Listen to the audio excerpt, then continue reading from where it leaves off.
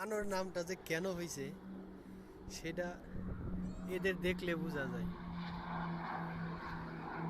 ওই যে দেখেন আরেকটা কি করতেছে, বানরের বাদরামি, কতগুলা বানর। এই যে আরেকটা এদিকে, বানরের বাদরামির একটা সীমা আছে।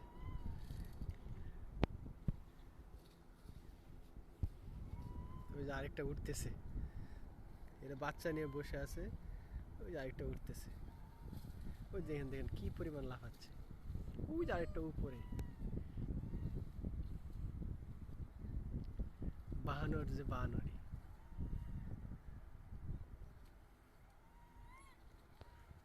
আবার শব্দ করে ডাকাডাকি করে।